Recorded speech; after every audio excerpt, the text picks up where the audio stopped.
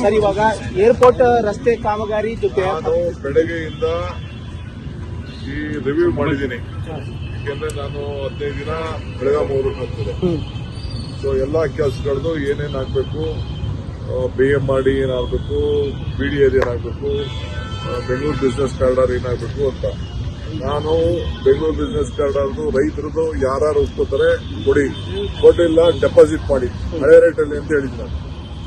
ಹಳೆ ರೇಟ್ ಅಂದ್ರೆ ಈಗ ನಾನು ಏನ್ ಇವತ್ತು ಕೊಟ್ಟಿದ್ದೀನಿ, ಅವ್ರಿಗೆ ಆಪ್ಷನ್ಸ್ ಕೊಟ್ಟಿದ್ದೀನಿ, TDR ಕೊಟ್ಟಿದ್ದೀನಿ, FIR ಕೊಟ್ಟಿದ್ದೀನಿ, ಆಮೇಲೆ ಸೆಕೆಂಡ್ 2 times ವ್ಯಾಲ್ಯೂ ಅಂತ ಏನು ಕೊಟ್ಟಿದ್ದೀನಿ, 3 times ಕೊಟ್ಟಿದ್ದೀನಿ. ಈ ದೇಶದಲ್ಲಿ ಯಾರು ಇಷ್ಟು ಆಪ್ಷನ್ ಕೊಟ್ಟಿಲ್ಲ. 5 ಆಪ್ಷನ್ಸ್ ಕೊಟ್ಟಿದ್ದೀನಿ. ಆಪ್ಷನ್ ಪ್ರಕಾರ ಕೊಟ್ಟರೆ ಕೊಡಬಹುದು. ನಾನು ಯಾವ ಕಾರಣಕ್ಕೂ ಯಾರು ಹೇಳಿದ್ರು ಡಿನೋಟಿಫೈ ಮಾಡೋದಿಲ್ಲ. ನನಗೆ ಎದುರಿಸಕ್ಕೆ ಬದಲಿಸಕ್ಕೆ ಕೋರ್ಟ್ ಎಲ್ಲ ಬೇಕಾದ್ರೆ ಹೋಗ್ಕೊಳ್ಳಿ. ಕೋರ್ಟ್ ಎಲ್ಲ ಫೇಲ್ ಆಗಿದೆ. ಏನು ನಾವು ರೋಡ್ ಮಾಡಲೇಬೇಕು. ಅವ್ರಿಗೆ ಒಳ್ಳೆ ಅವಕಾಶ ಕೊಟ್ಟಿದ್ದೀನಿ. ಅದೇ ಜಾಗದಲ್ಲಿ 35% ಕಮರ್ಷಿಯಲ್ ಲ್ಯಾಂಡ್ ಕೊಡ್ತೀನಿ ಅಂತ ಹೇಳಿದ್ರು. ಇಡೀ ದೇಶದಲ್ಲಿ ಯಾರು ಕಮರ್ಷಿಯಲ್ ಲ್ಯಾಂಡ್ ಕೊಡೋದಿಲ್ಲ.